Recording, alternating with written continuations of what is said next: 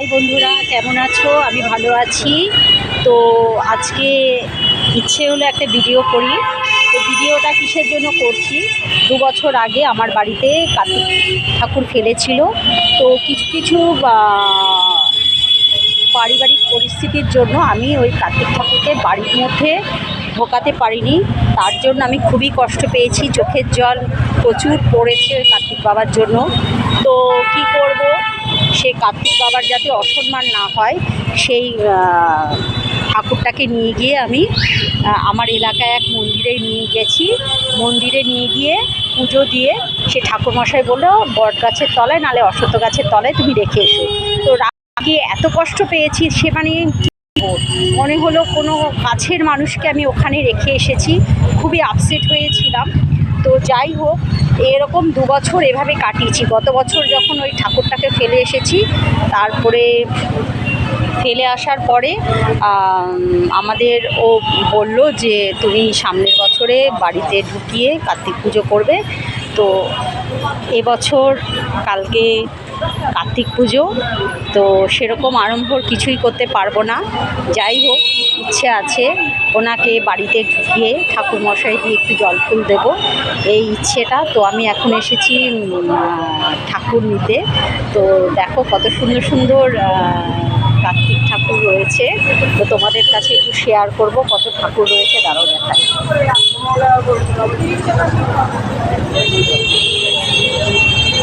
দেখেছো কত ঠাকুর?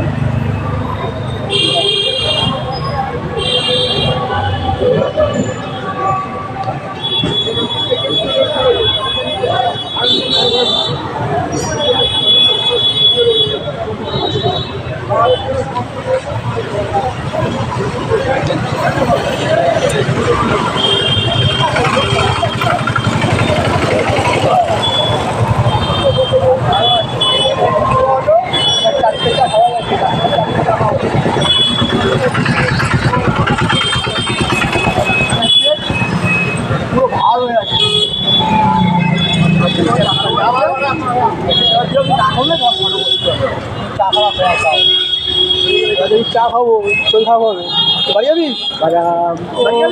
আরো কিছু ঠাকুর দেখাই তোমাদের।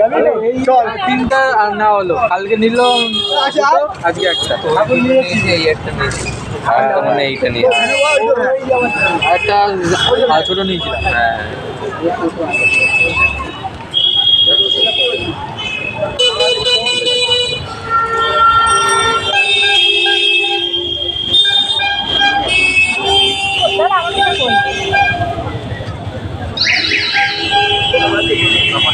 এর দাম কত আছে?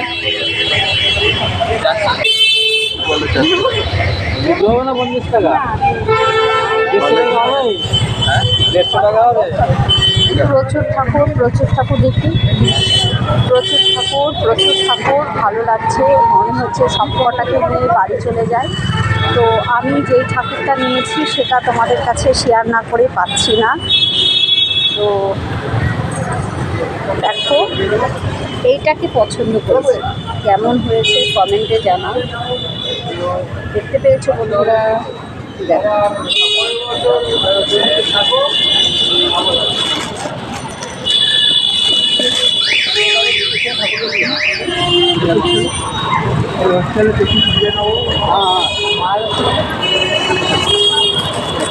মাঠের গায়ে বাড়ি,